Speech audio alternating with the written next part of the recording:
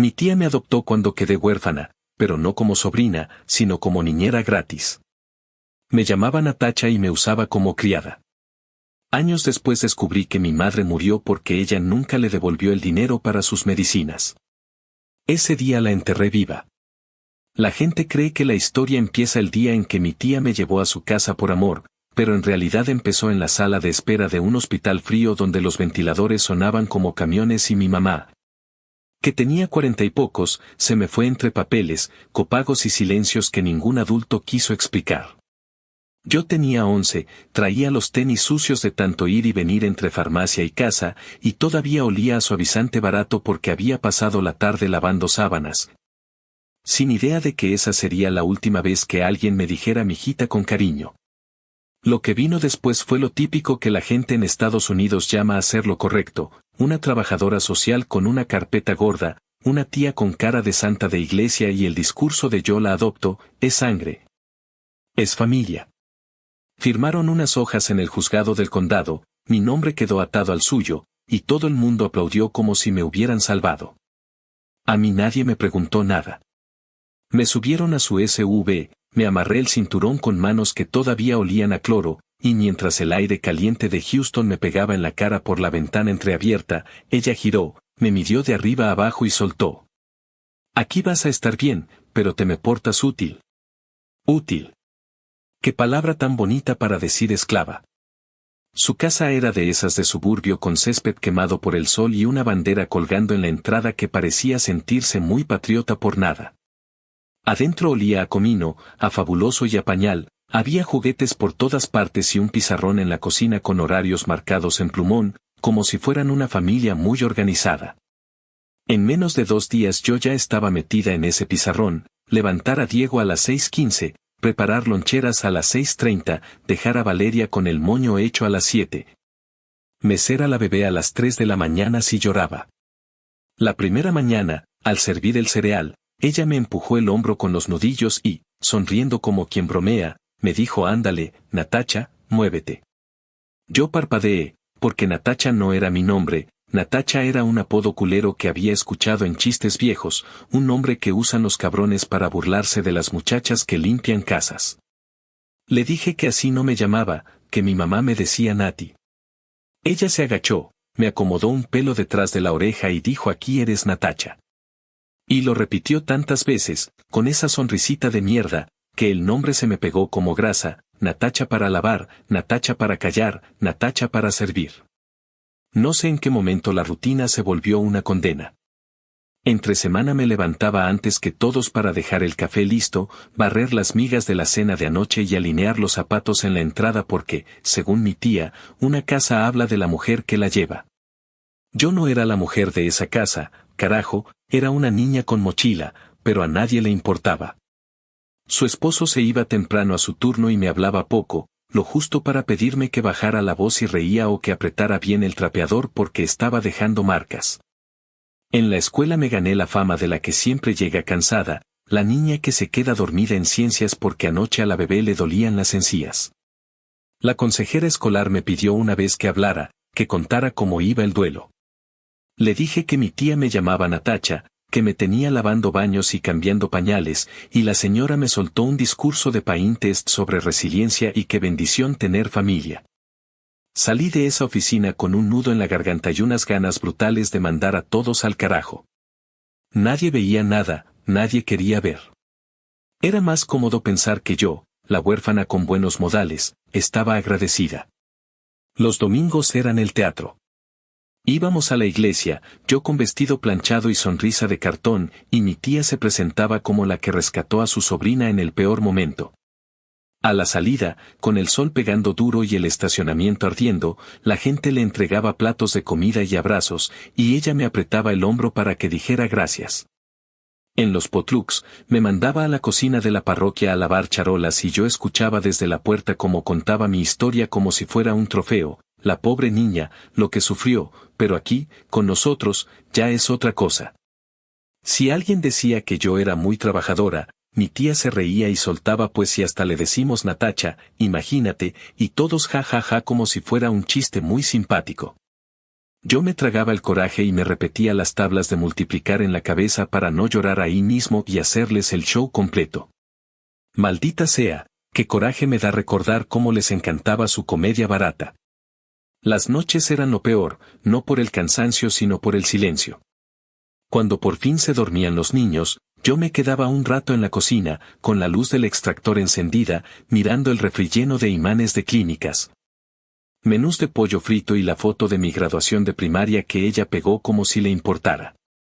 A veces repasaba las cuentas de la casa porque a la tía le encantaba darme el discurso de aquí no hay dinero, hay que apretarse el cinturón mientras se pedía uñas nuevas cada 3 semanas. Una vez, revolviendo cajones para encontrar un recibo, vi una carta del condado que hablaba de kinship care y un pago mensual por ser mi guardiana. No entendí todo, pero sí entendí lo suficiente, por mí le caía un cheque. Yo fregaba pisos y ella cobraba por cuidarme. Qué chingón el sistema cuando se junta con una cabrona con talento para posar de mártir. Crecí atropellada. Me hice alta, me salió acné, me cambió la voz, todo eso pasó entre cargas de ropa, ollas de frijoles y mochilas que pegué con cinta porque no había otra. Hubo días buenos, claro, porque la vida se burla de uno, una maestra que me prestó un libro y me dijo que escribía bonito, una vecina que me dio galletas sin preguntar nada. El día que Diego me abrazó a escondidas y me dijo gracias por ayudarle con una maqueta.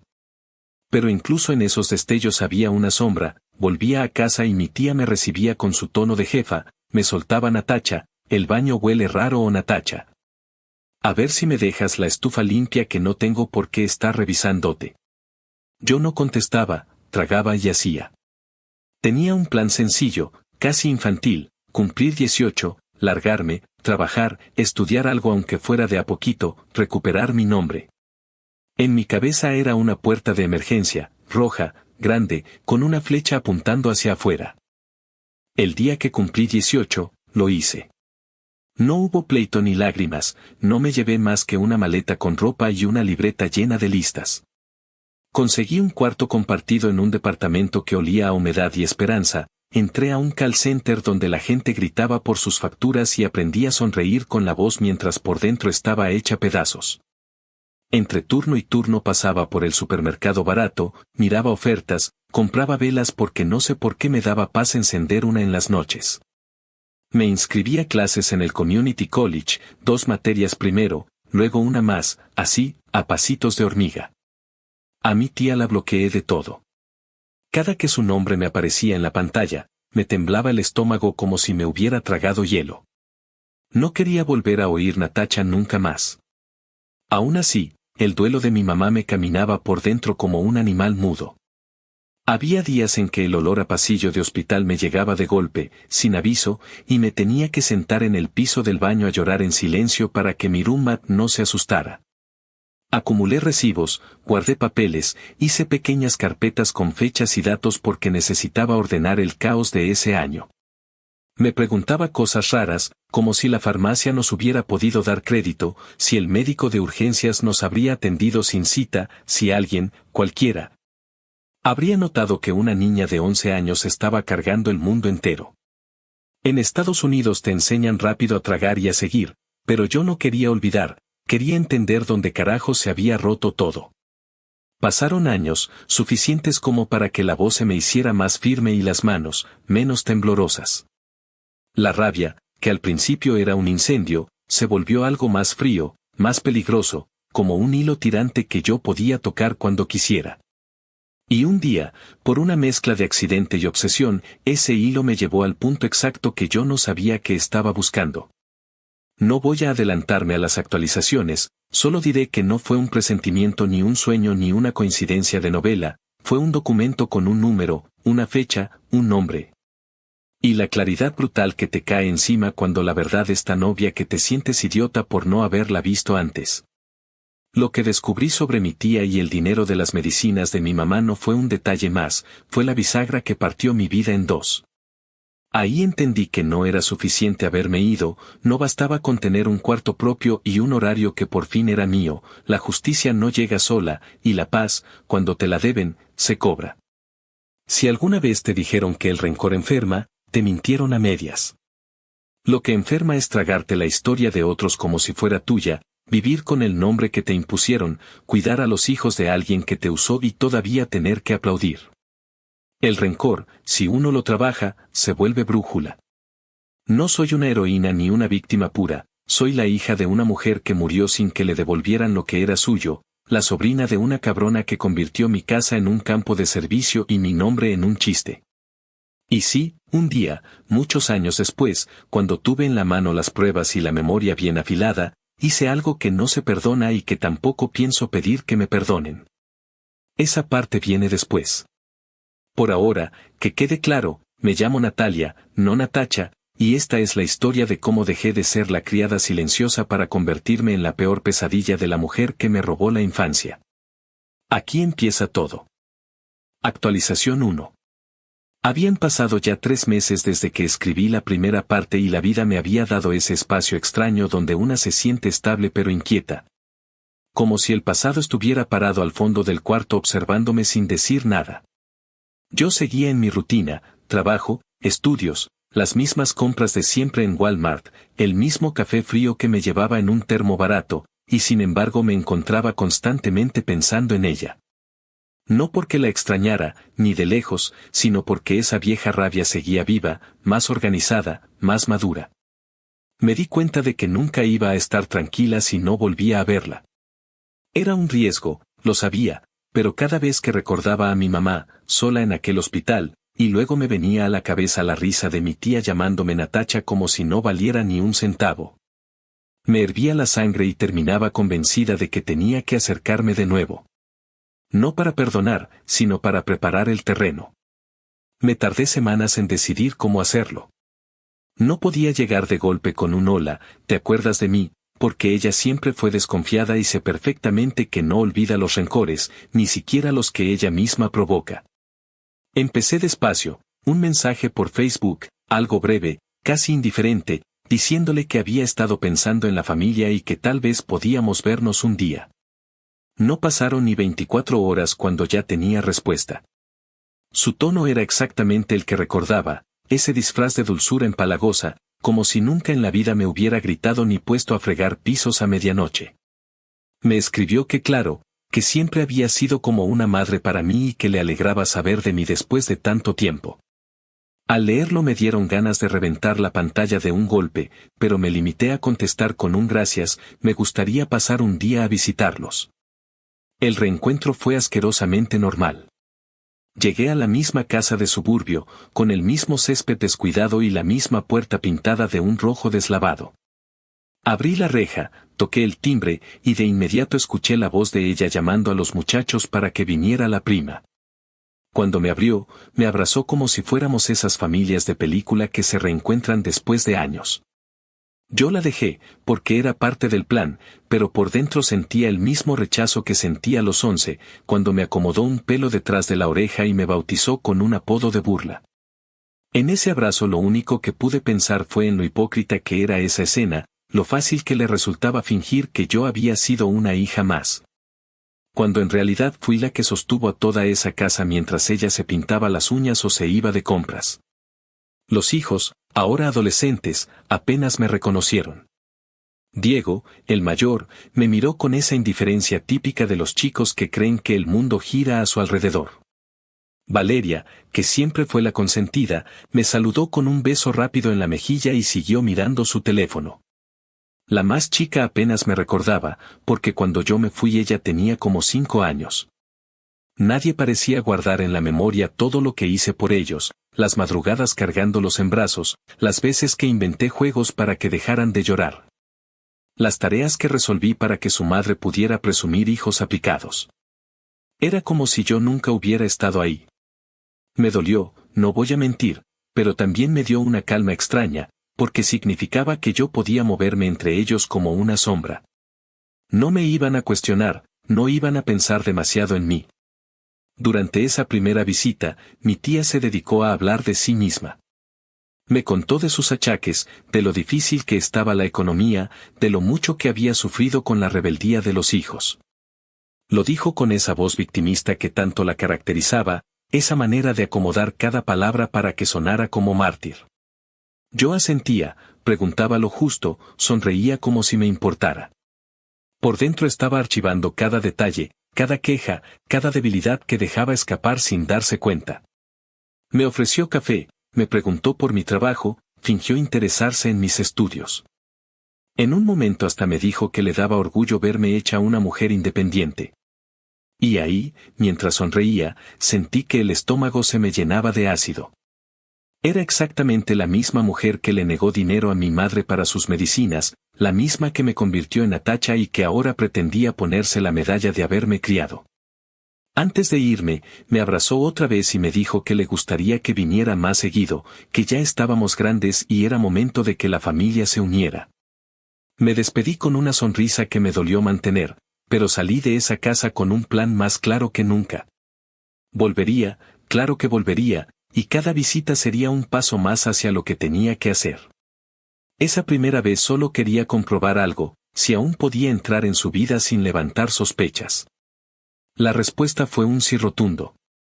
Me abrió la puerta de par en par, confiada, segura de que yo seguía siendo la misma muchacha obediente que le decía sí tía para todo.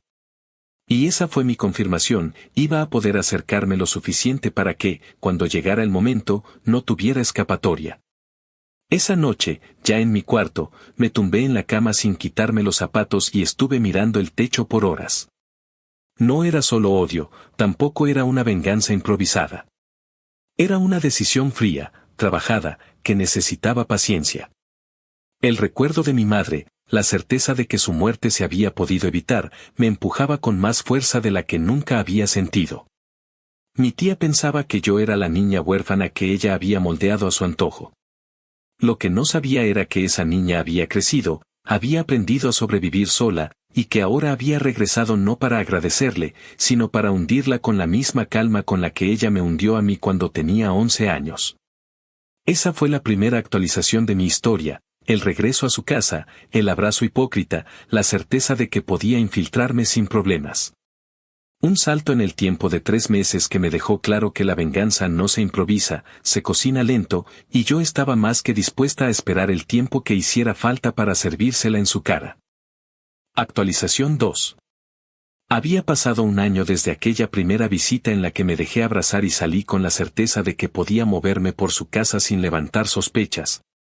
Y en ese año me dediqué a tejer una red de confianza con la paciencia que a los 18 no tenía y que ahora, a base de tragos amargos, me salía sola. Empecé apareciendo un sábado sí y otro no, llevándole pan dulce barato de la panadería mexicana de la esquina y preguntándole con voz light cómo seguía de los dolores. Cuando vi que eso no la incomodaba, añadí los miércoles por la tarde, justo después de mi turno, para ayudarla a revisar el correo y encargarme de las cosas que a ella le daban flojera. No tenía que esforzarme mucho, estaba más cansada que antes, se quejaba de la cadera y del azúcar como si nombrarlo fuera remedio. Y había días en que se movía por la casa con esa lentitud de quien ya no confía en su propio cuerpo. Yo asentía y decía que claro, que para eso estaba, que somos familia, mordiendo el asco cada vez que esa palabra me sabía a metal en la lengua. Lo importante era que me mirara y viera utilidad, no amenaza. En Estados Unidos, cuando alguien te resuelve un problema repetido, te abre puertas que ni te imaginas, y yo me propuse ser la llave de todo lo que ella ya no quería manejar. A los 3 meses ya tenía una copia de la llave, porque una tarde me pidió que pasara a darle de comer a la perra mientras ella estaba en el consultorio y, al devolvérsela, me dijo que mejor me quedara con una por si acaso. Ese por si acaso me cayó como una bendición torcida. Empecé a entrar cuando no estaba para dejarle la basura afuera, para acomodar los botes del reciclaje que siempre terminaban llenos de latas pegajosas, para regar las plantas moribundas que se empeñaba en resucitar. Cada visita era un mapa nuevo, cajones, alacenas, cajas apiladas en el closet del pasillo, un archivero barato tapado con un mantel feo que servía más de altar del desorden que de mueble. Yo iba registrando todo con calma, sin tocar lo que no necesitaba tocar, guardando en la cabeza colores, estampas, posiciones. Porque sabía que el día que me metiera de lleno a buscar lo que necesitaba no podía dejar ni una sombra fuera de lugar. Entretanto, ella me recibía con el mismo guión de siempre, contándome que la economía estaba de la chingada, que los muchachos no la ayudaban, Que la aseguradora era una bola de rateros y que a veces se le olvidaban las pastillas. Yo preguntaba por los nombres de las medicinas como quien pregunta por el clima, no porque me importara el detalle sino porque cada respuesta era otra capa de su situación. Una mujer que por primera vez en su vida dependía de otros y que, por soberbia, prefería hacerlo de mí antes que de sus hijos. El correo fue mi entrada grande. Ella odiaba abrir sobres marrones porque, según decía, todo lo que llega en esos pinches sobres es mala noticia, así que yo me ofrecía a organizarle las cuentas, luz, agua, gas, teléfono, seguros. Y toda la porquería de propaganda que termina mezclada con lo que sí importa. Armé una carpeta con separadores y le puse etiquetas como si fuera una oficinista aplicada, y ella se quedó encantada con mi orden, tan encantada que empezó a dejarme también cosas viejas para que yo viera que servía. En una de esas bolsas con papel acumulado, entre recibos de supermercado y estados de cuenta con cargos atrasados, encontré el primer rastro sólido que me dejó helada. Un recibo arrugado de un giro de MoneyGram a su nombre, hecho desde una farmacia CVS del barrio donde vivíamos mi mamá y yo. Con fecha 3 semanas antes de que mi madre muriera y por un monto que no era poca cosa para nosotras. El concepto era simple, ayuda urgente. Me temblaron los dedos cuando vi la cifra porque era exactamente lo que recuerdo que mi mamá estaba juntando para comprar las pastillas que el médico le había dicho que no podía dejar ni un día. En el dorso, mi tía había anotado con pluma, se lo regreso el viernes, y debajo, como si fuera una lista de súper, había un uñas, 45 pesos. Sentí una oleada de calor y rabia que me subió por la nuca hasta los ojos, y tuve que respirar hondo para no vomitar ahí mismo, con el olor a fabuloso pegado en la garganta. Esa noche me llevé el recibo dentro de una libreta, pero antes le tomé fotos con mi celular por si me salía la niña sensata que todos llevamos y me entraba la culpa de haberlo tomado. No me entró. Dormí con el maldito papel debajo de la almohada como si fuera un amuleto maldito, y a la mañana siguiente, en el break del trabajo, lo miré otra vez, ya con la cabeza un poco menos caliente. Necesitaba más, un hilo de fechas que amarrara ese recibo a la realidad, que me dijera, sí, carajo, esta mujer agarró el dinero de tu madre prometiendo devolverlo cuando ella tenía el tiempo contado. El calendario de aquel año todavía vive en mi cabeza como tatuaje, pero para no confiarme, abrí la caja de plástico donde guardo todo lo de mi mamá, actas, cartas del hospital. Un folleto arrugado de asistencia financiera que nunca llegó a ninguna parte.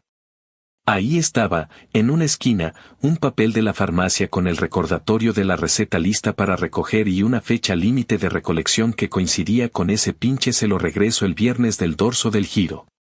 Mi mamá no recogió nada. Las pastillas se quedaron en un estante con su nombre impreso en una etiqueta y 4 días después, cuando el cuerpo ya no le aguantó más, yo me quedé huérfana. La confirmación me perforó como un taladro lento. No fue un descubrí y grité, fue un descubrí y me quedé sentada mirando la pared con los puños apretados hasta que las uñas se me clavaron en la palma. En vez de soltarme llorando, me fui a caminar por el estacionamiento del trabajo hasta que el aire me bajó el mareo. Sabía que si confrontaba a mi tía sin más me iba a mentir en la cara, iba a voltear el cuento con su labia de mártir profesional y la iba a cagar yo por impaciente. Tenía que seguir con mi personaje de sobrina útil, acercarme todavía más, convertirme en su mejor ayudante, la que maneja su vida sin que ella se dé cuenta. Esa tarde regresé a su casa con una sonrisa y le dije que si quería, yo podía encargarme de ponerle un calendario de citas médicas y recordatorios en el refri. Y que también podía revisar sus estados de cuenta en línea para que no se le pasara nada. Me dio su iPad con el código pegado en una nota del estuche como la señora descuidada que siempre fue, y ahí me abrió el universo completo, bancos, correo electrónico, un drive lleno de fotos de cumpleaños y, casi escondido, un folder con documentos escaneados donde, para colmo, estaba la copia de otro giro que mi mamá le hizo ese mismo año por una cantidad más chica con el concepto renta. Que no me venga con que no se acuerda, la hija de la chingada. Entre visita y visita me convertí en su chofer ocasional. La llevaba a la clínica cuando tocaba chequeo, la esperaba en el estacionamiento con una botella de agua y, cuando salía, la escuchaba quejarse de que todo está carísimo, de que el copay es un robo. De que los doctores te ven la cara y sales igual. Yo sonreía y ponía cara de comprensión mientras mi cabeza hacía cuentas. La acompañé a Walgreens a recoger pastillas y la vi discutir con la cajera por $5 y tuve que morderme la lengua para no decirle que $5 no son nada comparado con lo que agarró de mi madre. En esas idas y venidas aprendí cosas pequeñas pero útiles, donde guarda las llaves de la cochera, en qué cajón mete los recibos cuando tiene flojera. Cómo se le nubla la vista después del mediodía y se le olvida que dejó el celular cargando en la sala. Cada detalle era una herramienta. No se trata de tecnicismos, se trata de observar como un halcón y esperar el momento en el que puedes bajar y clavar las garras. El golpe final de esa actualización me llegó un domingo que llovía y olía a tierra y gasolina. Fui a ayudarla a organizar documentos, palabras mágicas para meterme hasta la cocina. Abrimos el archivero y, debajo de un folder de impuestos viejos, apareció una libreta escolar con la portada medio despegada, de esas de espiral que venden a comienzos de ciclo en Target. La reconocí sin verla por dentro porque mi tía siempre ha sido coleccionista de chucherías inútiles, pero no esperaba que esa libreta fuera un diario de préstamos. Tenía páginas y páginas con nombres de familiares, cantidades, fechas y, al lado, pequeñas notas suyas: me debe, me pagó, lo repuse con la tanda, no olvidar cobrarle. Sentí una repulsión que me subió a la lengua cuando vi el nombre de mi mamá escrito con su letra gorda, acompañado por 2 fechas y una frase que me partió: prometió que me regresaba en cuanto cobrara, no lo hizo. Mentira descarada. Debajo, escrito con otra pluma y en otra tinta, había una línea que decía: le dije que el viernes tenía, no tenía, agarré de la tarjeta. No necesité más. Me quedé mirándolo, sentí que se me dormían las manos del coraje y escuché en la cocina el microondas pitando como si todo fuera normal. Me guardé la libreta por unos minutos, me fui al baño, y ahí, con la puerta cerrada y el extractor zumbando, le tomé fotos a esas páginas, limpié el sudor de la frente y me paré frente al espejo. Me vi los ojos y pensé que al fin tenía la cuerda para ahorcar su cuento. Para no cagarla por precipitada, seguí con la actuación. Le preparé té, le acomodé el archivero, dije en voz alta que qué hueva da el papeleo en este país, que si yo no la ayudara se le vendría el mundo encima. Ella se rió y soltó un menos mal te tengo, y yo asentí con una calma que me sorprendió. Esa frase, que años atrás me habría hecho temblar de rabia, ahora me sonaba a confesión involuntaria: me necesitaba. A partir de ese día, cada favor que me pedía lo usaba para atornillar la puerta del cuarto donde guardaba sus secretos. Le ofrecí instalarle un buzón digital para que no se le perdieran las facturas, y cada documento que pasaba por mis manos lo escaneaba también para mí.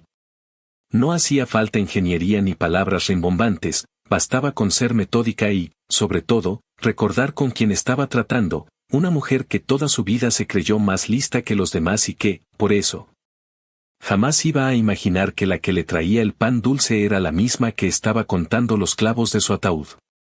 Con las pruebas ya reunidas, me di el lujo de reconstruir los últimos meses de mi mamá con una precisión que me dolió en el estómago.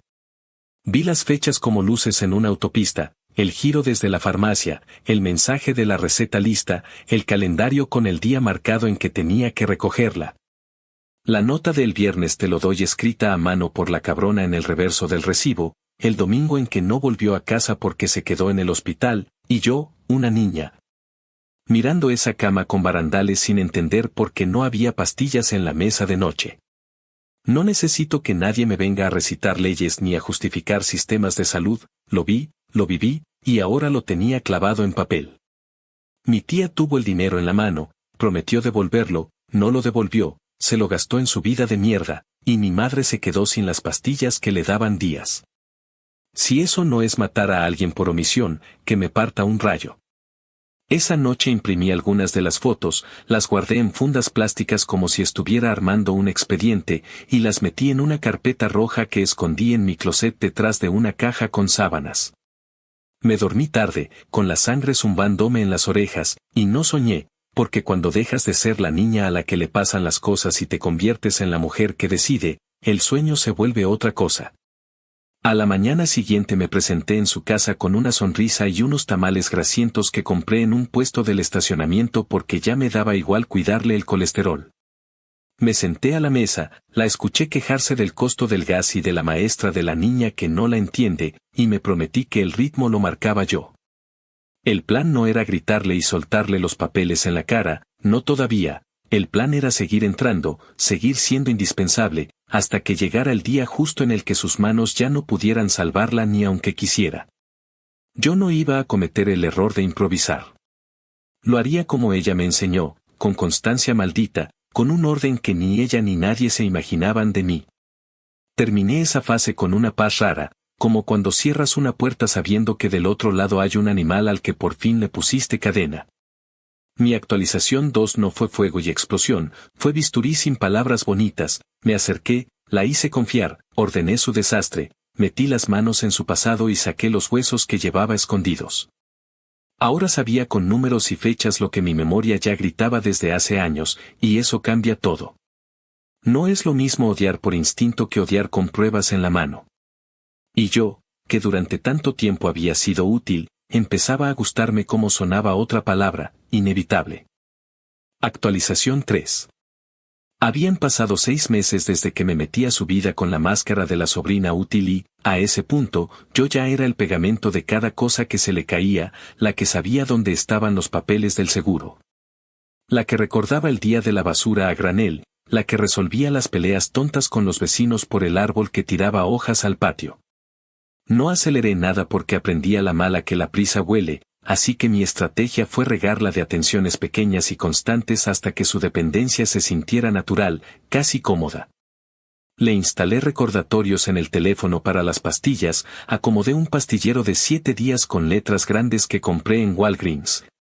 Le pegué con cinta transparente un horario de comidas en la puerta del refri como si fuera un plan nutricional sacado de internet, y cada vez que ella decía que se sentía mareadona por la tarde yo le servía agua. Le prendía el ventilador de la sala y me sentaba a escucharla hablar pestes del copay y de lo caros que están los médicos, asentando con cara de sí tía, qué horror. La idea no era cuidarla, ni de lejos, la idea era que, sin que se diera cuenta, yo manejara su vida desde las cosas más ridículas hasta las que de verdad importaban. Y que cuando mirara alrededor solo me viera a mí sosteniendo el teatro. Una tarde de julio, cuando el calor en Houston te aplasta el pecho y el aire acondicionado suena como un carro viejo, hice el primer ajuste de tornillo en su cabeza sin que oliera a maldad. Llegué con una bolsa de H.E.B., le dejé yogures, pan, huevos, y me puse a limpiar la alacena. En el estante de arriba, donde ella juraba que nunca guarda nada, puse el frasco de glucosa que usa para medirse cuando se le baja el azúcar, y en su lugar, en el estante de siempre, dejé una caja idéntica de tiras para la máquina pero vacía, solo con el instructivo dentro. No fue crueldad gratuita, fue un test, quería ver cuánto tardaba en culparse a sí misma por andar olvidadiza, y tardó muy poco. 2 días después me llamó a las 9 de la noche con la voz apretada diciendo que no encontraba el aparatito, que seguro lo había dejado en Walgreens, que maldita sea su memoria, que esto de hacerse vieja era una chinga.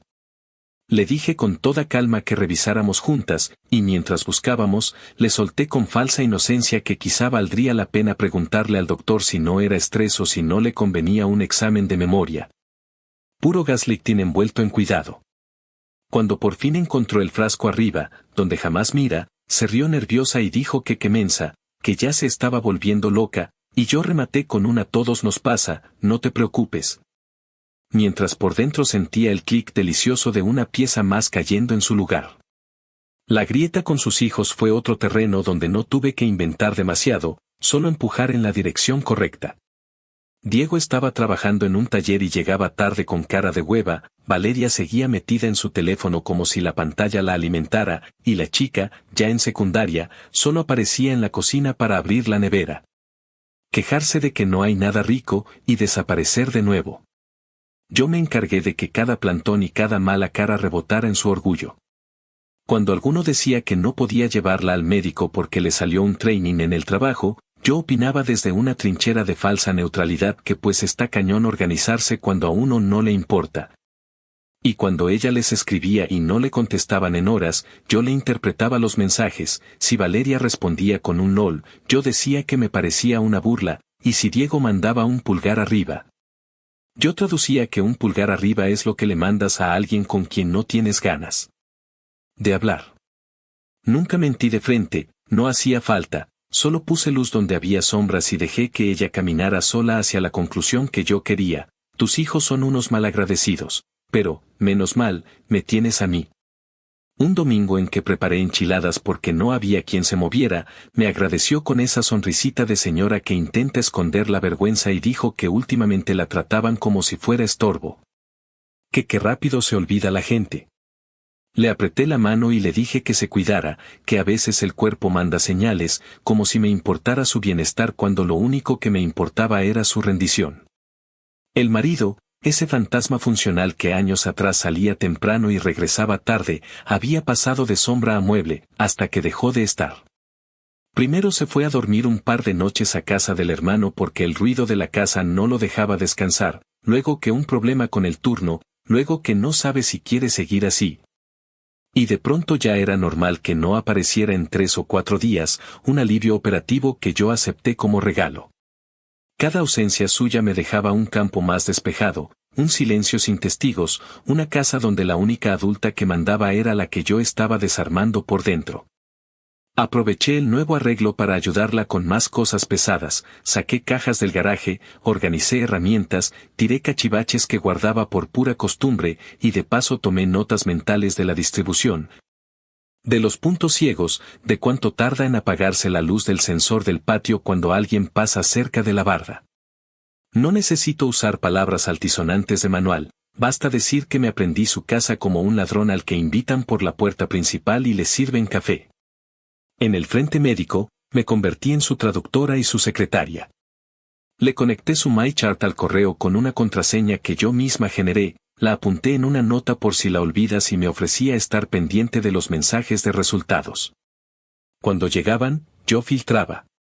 Si había cita que la ponía de malas por el horario, yo la reprogramaba a una hora imposible para los hijos y muy cómoda para mí, y si el consultorio cancelaba, yo le avisaba con voz compasiva que otra vez estos cabrones movieron todo, descargando su coraje en terceros y, de paso, reforzando la idea de que solo yo lidiaba con esa burocracia de mierda. Una vez, con la excusa de evitarle una multa por ausencia, moví una consulta importante un día que sabía que iba a estar demasiado cansada para salir por el calor y luego le dije que menos mal me había dado cuenta porque si no, la clínica le habría cobrado $50 solo por no presentarse. Me miró con una gratitud que daba náusea y soltó ese no sé qué haría sin ti que yo guardé como otra llavecita más para cuando hiciera falta abrir la última puerta. Las cosas pequeñas empezaron a convertirse en dagas. El control de la tele, que antes vivía en la mesa del centro, lo deslicé bajo el cojín del sofá una semana de por medio, y cuando ella, desesperada, decía que seguro Valeria lo había dejado por ahí, yo proponía con carita neutra que tal vez ella misma lo cambió de lugar mientras barría. Las llaves de la cochera, que siempre cuelgan en un ganchito al lado de la puerta, aparecieron una mañana en la canasta del correo, y me ofrecía poner un platito solo para llaves en la entrada. Como si el problema fuera el caos normal de la casa y no la mano que movía sus cosas. Un par de veces, cuando le organizaba el pastillero, cambié el orden de 2 compartimentos, nada que la mandara al hospital, solo lo suficiente para que, al atardecer, se sintiera rara y se dijera a sí misma que tal vez tomó otra pastilla a la hora equivocada. Si sonaba cruel, respiraba hondo y me repetía por qué hacía esto, cada confusión suya, cada duda de su propia cabeza, era apenas un reflejo pálido de los años en que a mí me hizo creer que no valía. Que mi nombre era un chiste, que mi trabajo de niña era invisible. Ahora la invisibilidad se la ponía yo como un abrigo mojado. Metí también la cuña en sus amistades de iglesia, sin necesidad de inventos. Cuando sonaba el teléfono de la señora que organiza los potlucks, yo contestaba si estaba a la mano y prometía que le diría a mi tía que devolviera la llamada, pero tardaba 1 o 2 días en acordarme. Cuando ella reclamaba que nadie la invita a nada, yo asentía con un qué mal pedo, luego la gente se olvida de quien no está al 100, como si fuera culpa de su salud y no de mi agenda. El domingo que por fin la llevé a misa después de cancelar 2 seguidos, la dejé sentada en la banca de atrás y me fui a estacionar mejor el carro, demorándome lo suficiente para que viviera, aunque fuera 15 minutos. Ese microinfierno de estar rodeada de gente y sentirse sola. Salió con los ojos vidriosos y me dijo que cada vez le pesa más salir, que siente que ya no encaja, y yo la abracé por los hombros con el teatro bien montado, prometiéndole que no la iba a soltar. En el plano doméstico, la cocina se convirtió en mi tablero de control. La lista de compras que antes era un papel lleno de garabatos la pasé a una app de notas compartida que, casualmente, solo yo revisaba. Si faltaba café, yo lo compraba, pero si faltaba algo simple como servilletas, lo dejaba para que su hijo lo notara y se ganara un regaño por no ayudar. Cuando cocinaba, la dejaba meter la mano para que sintiera que llevaba la batuta, y en cuanto se cansaba, tomaba su lugar con una velocidad que parecía puro reflejo, dejando la sensación de que sin mí el plato no llega a la mesa. Hubo un día en que, al ir a servirse agua, se le resbaló el vaso y se hizo añicos en el piso de linóleo. No fue nada, pero su cara de susto me dijo que ya estaba convencida de que sus manos no responden igual. Yo me agaché a limpiar con una calma que planifiqué, le dije que no pasaba nada, que puede pasarle a cualquiera, y rematé con un ten cuidado, no quiero que te vayas a cortar. Colocándome en el lugar de protectora mientras por dentro celebraba que un paso más estaba dado. No todo fue mecánica ni checklist, hubo un día que marcó la diferencia como un golpe suave en el cuello. Llovía a mares, de esos aguaceros que dejan a Houston con charcos que parecen lagunas y a los autos patinando, y la llevé al consultorio para una revisión. Los resultados no eran graves, pero el médico habló de cambios de estilo de vida, de caminar más, de dormir mejor, y cuando salimos, ella me dijo en el estacionamiento que a veces se le acaba la voluntad. Que no sabe por dónde empezar, que se siente inútil. La escuché en silencio, la dejé hablar, y cuando se calló hice mi movimiento, le dije que yo podía pasarme por las tardes a caminar con ella alrededor de la cuadra. Que así de paso vigilábamos que el vecino no deje la basura tirada, que también podía hacerle una lista semanal de comidas y dejar todo picado para que cocinar no fuera una chinga, y que si quería. Yo me encargaba de las citas con los médicos para que no tuviera que lidiar con el teléfono. Me miró como se mira a un salvavidas que flota cerquita y dijo bajito que qué haría sin mí. Apreté el volante cuando me subí al carro porque mi primera reacción fue vomitar de asco, pero el asco se me convirtió rápido en una llama fría, constante, que ya ni quema, solo ilumina. A medida que se me entregaba el control de su agenda, me fui metiendo en su dinero sin que le pareciera invasivo. Le ofrecí pagar en línea la luz y el agua para que no hiciera filas, le configuré pagos automáticos que pasaban por una tarjeta que yo misma registré en su cuenta, y me quedé como usuaria autorizada para emergencias. No toqué un centavo que no necesitara tocar porque no vine a robar, vine a construir un terreno donde cada paso fuera mío, y si en algún punto alguien preguntaba por qué sabía yo tanto, habría correos, contraseñas anotadas por su mano y mensajes de voz en los que ella misma me autorizaba. Si el sistema que a mí me tragó de niña ahora me ofrecía botones, me aseguré de apretarlos todos de forma impecable. La burocracia es un monstruo que obedece a quien la entiende, y yo la entendí lo suficiente como para que nadie viera mis manos ahí. El remate emocional llegó una noche cualquiera, sin dramatismo de película. Habíamos cenado algo simple. Estábamos en la sala con la tele puesta en un canal de concursos que a ella le gusta porque gritan mucho, y en un corte comercial me pidió que le trajera una cobija del closet del pasillo. Lo hice, se la acomodé en las piernas, y cuando me senté otra vez me miró con esa mezcla de alivio y rendición que yo había visto en otras mujeres cuando dejan de pelear y dicen ya. Me dijo que a veces siente que la vida se le fue en chinga, que cometió errores, que con mi mamá fue dura porque no había de otra, que la familia es complicada y que quizá yo la había juzgado mal. Se me detuvo la respiración por un segundo, no por compasión sino por contención, porque lo que yo quería era gritarle en la cara que no había de otra mis huevos, que sí había, que tenías el puto dinero en la mano. Pero no moví un músculo. Le dije que lo importante es que ahora estaba aquí, que había que mirar para adelante, que se cuidara y que yo no pensaba soltarla. Ella suspiró, me dio las gracias, y soltó la frase que llevaba meses esperando escuchar con esa cadencia exacta que me clavó a los 11, dijo menos mal que te tengo a ti, Natacha, y al oír el apodo sentí la bofetada y, al mismo tiempo, la confirmación. En esa oración completita venía el paquete: yo era la indispensable, la criada, la sombra, la mano que sostiene, la que ella cree que puede nombrar y poseer como un objeto. Le sonreí con los dientes apretados, y en mi cabeza, detrás del ruido del concurso y del aire acondicionado, escuché un clic seco, definitivo, como cuando el cerrojo calza perfecto.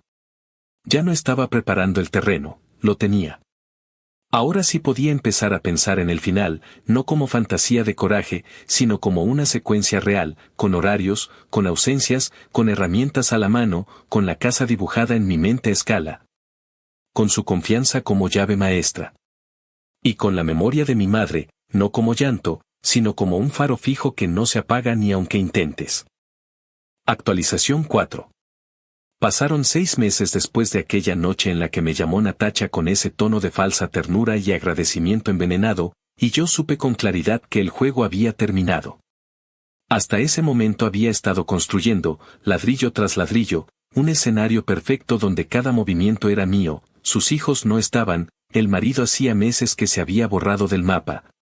Sus amigas de iglesia se habían cansado de llamarla sin recibir respuesta, y ella, la mujer que me gritaba órdenes y me hacía fregar pisos a los 11.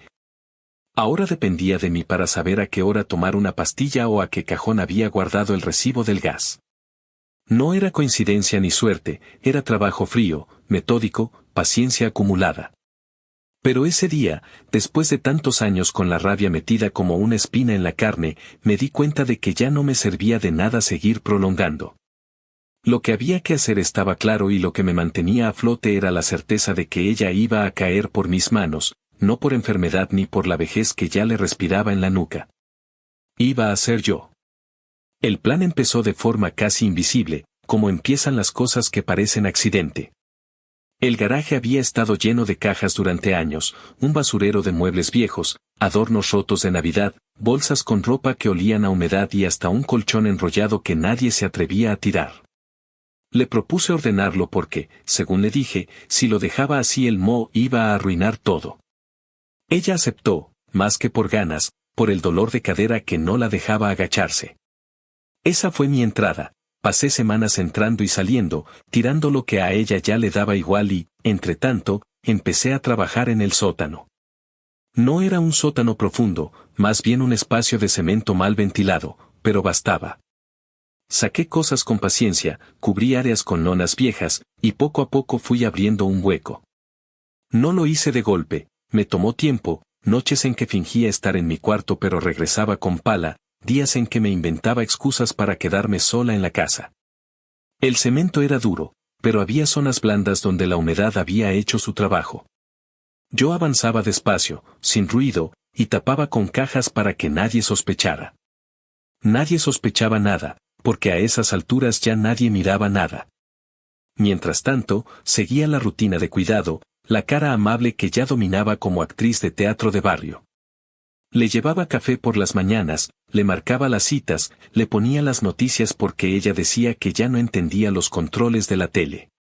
Era tan absurdo que hasta me pedía que le revisara la presión de vez en cuando con el aparato que ni siquiera sabía encender. Yo se lo ajustaba en el brazo, le daba el número y ella confiaba como si yo fuera médico. Esa confianza ciega me daba náusea y placer a la vez, porque pensaba en la niña de 11 años que lloraba fregando platos mientras escuchaba a esa misma mujer reírse por teléfono diciendo que la Natacha ya se encargó de todo. Ahora la Natacha tenía el control y se lo estaba cobrando minuto a minuto. La oportunidad llegó una tarde en la que me pidió que la ayudara a bajar unas cosas pesadas al sótano.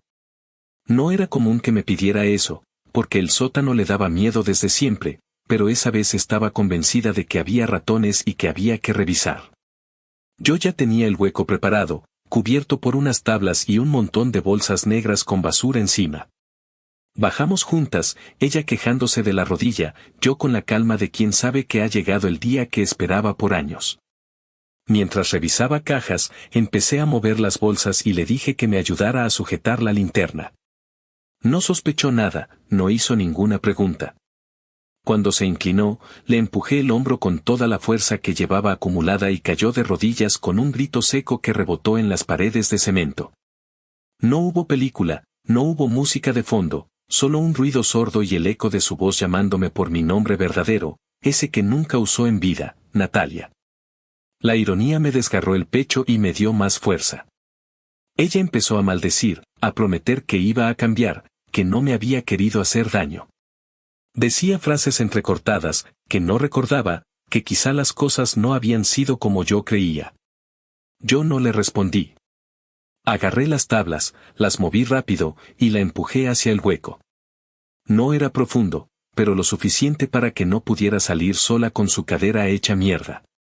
El sonido de su cuerpo golpeando el fondo fue un golpe seco que todavía siento en los huesos. Ella gritaba, se arrastraba, golpeaba las paredes del hueco, y yo me arrodillé en el borde mirándola desde arriba. Lo único que le dije fue que se acordara de mi madre, que pensara en ella muriendo sola porque el dinero para sus medicinas se convirtió en uñas, en caprichos, en nada.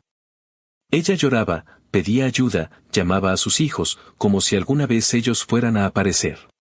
Yo sabía que no iba a venir nadie. Esa casa estaba vacía hacía rato y solo quedábamos nosotras dos, las mismas que quedamos desde aquel día que salí del hospital huérfana y me subieron a su SUV. Empecé a echar bolsas de tierra que había guardado para ese momento. No eran paladas al aire, eran golpes pesados que caían sobre ella, y cada vez que una la alcanzaba yo escuchaba su respiración más agitada, sus gritos más débiles. No tuve prisa, no me tembló la mano. La cubrí con calma, capa tras capa, mientras ella se retorcía. No la tapé de golpe porque quería escuchar cada súplica, cada mentira disfrazada de arrepentimiento. Cuando por fin la tierra le llegaba al cuello y sus gritos eran apenas un murmullo, me quedé quieta mirándola, y por primera vez en mi vida no sentí miedo. Sentí paz. Terminé de cubrirla, acomodé las tablas y las bolsas encima, y me senté en una caja a respirar. No lloré, no me reí, no sentí euforia. Fue un silencio profundo, como si todo lo que llevaba dentro desde los 11 se hubiera apagado al fin. Cuando subí del sótano, la casa estaba igual que siempre, el reloj de la sala marcando las 8, el olor a café viejo en la cocina, las luces del vecindario entrando por las persianas. Cerré la puerta, lavé mis manos con jabón barato y miré mi reflejo en el microondas. No había sangre, no había tierra visible, solo mi cara tranquila, con las ojeras de siempre, pero sin esa tensión en la mandíbula que me había acompañado tantos años. En ese momento supe que lo había hecho, que la mujer que me robó la infancia, que se rió de mi madre, que me llamó Natacha como si no valiera nada, ya no iba a decir una palabra más. Esa fue la cuarta actualización de mi historia, el día en que dejé de esperar justicia y la tomé con mis propias manos. El día en que dejé de ser la niña obediente y me convertí en la voz que se escuchó por última vez sobre ese hueco. El día en que la enterré viva y con ella enterré el miedo que me tuvo atada toda la vida. Actualización final. Habían pasado 2 meses desde aquella noche en el sótano, y el mundo, sorprendentemente, siguió girando como si nada hubiera pasado. Yo me despertaba, iba al trabajo, regresaba a mi departamento, estudiaba, y la rutina me envolvía igual que siempre, solo que ahora con una calma que antes no conocía. No había llantos espontáneos ni esa ansiedad que me apretaba el pecho cuando escuchaba su nombre. La casa de mi tía, esa donde me esclavizó con la excusa de que era parte de la familia, se convirtió en un escenario vacío, una carcasa que ya nadie habitaba en serio. Los vecinos comenzaron a murmurar, claro, porque en los suburbios la gente no necesita muchas señales para empezar a inventar. Primero decían que se había ido unos días con una amiga a San Antonio, después que quizás se había ido con un hombre. Y más tarde la versión que terminó flotando en el aire fue que estaba harta y había decidido empezar de cero en otro estado. Yo no corregí nada, me limité a asentir cada vez que alguien me preguntaba, y hasta me ofrecía empacar algunas de sus cosas para ayudar a dar credibilidad a la historia. Era tan sencillo que me asustaba, nadie hace preguntas reales cuando la versión cómoda es que alguien se fue porque quiso. Los hijos, que siempre vivieron en su propio mundo, se tragaron esa explicación sin siquiera masticarla. Diego apenas levantó la ceja y dijo que su mamá ya estaba cansada de todos, que no le sorprendía que se hubiera largado. Valeria lloró 2 días seguidos, pero más por la idea de abandono que por la mujer en sí, y la pequeña, que nunca me conoció bien, solo preguntaba cada tanto si había llamado. Yo estuve ahí en cada conversación, la que consolaba, la que ayudaba a revisar mensajes, la que decía que seguro algún día aparecería con un pretexto tonto. Nadie sospechó de mí porque, a sus ojos, yo era la única constante, la única que se preocupaba, la que siempre estaba disponible. Y esa ironía me daba un sabor dulce y cruel, porque ellos nunca recordaron que yo había sido la que cargó con ellos de niños, la que limpió sus vómitos y les preparó las mochilas. Ahora me tenían otra vez en el mismo rol, pero esta vez porque yo lo decidí, no porque alguien me lo impuso. Lo más impresionante fue la rapidez con la que la vida rellenó el hueco que dejó su ausencia. La iglesia dejó de preguntar al mes, las amigas dejaron de llamar, los vecinos dejaron de asomarse, y de pronto ella era un recuerdo más, como la señora que antes vivía en la esquina y que nadie sabe a dónde se mudó. Yo, mientras tanto, iba cada tanto a la casa, sacaba la basura, mantenía las ventanas limpias para que pareciera habitada, y dejaba la luz del porche encendida algunas noches. Era un teatro sencillo, pero efectivo. Nadie cuestiona demasiado cuando una casa sigue igual y no hay señales de violencia. Nadie entra a un sótano sin motivo. Nadie piensa en que, bajo unas cajas de adornos viejos, descansa alguien que ya no existe para el mundo.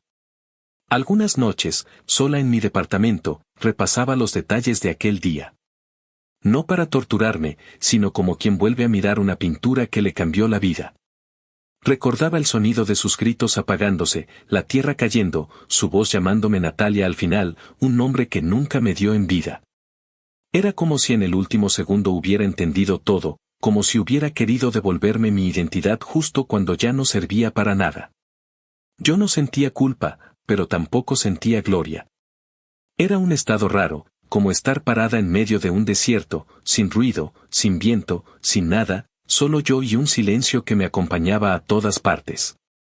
La gente cree que vengarse es fuego, explosión, sangre corriendo. La realidad es más fría, es una puerta que se cierra y no se abre nunca más. Lo que me mantenía firme era la imagen de mi madre, esa mujer que murió esperando un dinero que nunca llegó porque alguien prefirió pintarse las uñas. Cada vez que me preguntaba si había cruzado una línea de la que no hay regreso, recordaba a mi mamá en esa cama de hospital, los labios secos, la respiración entrecortada. Y entendía que esa línea ya la habían cruzado por mí cuando yo tenía 11 años. Lo mío no fue un arranque de locura, fue un ajuste de cuentas. Fue devolver un pedazo de la historia a donde debía estar. Mi madre no tuvo justicia en vida, pero yo se la di en muerte. Con el tiempo, el apodo de Natacha dejó de dolerme. Antes me hervía la sangre cada vez que lo recordaba, pero ahora lo pienso y lo escucho como un eco lejano, como una broma que perdió sentido. Ya nadie puede llamarme así. Ya no existe esa voz que me reducía a sirvienta gratis. Soy Natalia, y aunque el mundo nunca sepa lo que pasó en ese sótano, yo lo sé, y me basta. Me miro al espejo y no veo una víctima, tampoco una heroína. Veo a alguien que sobrevivió a la peor de las traiciones y que se negó a quedarse callada. No hay medallas ni canciones de victoria, solo la tranquilidad de no tener que escuchar nunca más a esa mujer riéndose de mi dolor. Ahora camino por la vida con una serenidad que antes me parecía imposible. La gente me ve y cree que soy fuerte porque estudié mientras trabajaba, porque me sostuve sola, porque me volví adulta a golpes. No saben que mi verdadera fuerza vino de enfrentar a mi propio verdugo y enterrarlo con mis propias manos. Cuando paso por la calle de esa casa y veo el porche iluminado, me invade una calma pesada. No es orgullo, no es miedo, es algo más simple, la certeza de que el círculo se cerró. Esa mujer ya no existe, ni sus gritos, ni su risa, ni su maldita palabra inventada. Esa es mi última actualización. La historia que empezó cuando tenía 11 años, que siguió con años de silencio, con pruebas escondidas en cajones, con visitas disfrazadas de cariño y con un sótano que se convirtió en tumba. Terminó el día que la cubrí de tierra y comenzó otra vida para mí. Una vida donde mi madre descansa en mi memoria sin esa sombra, y donde yo finalmente duermo tranquila, sabiendo que la justicia llegó, aunque nadie más lo sepa.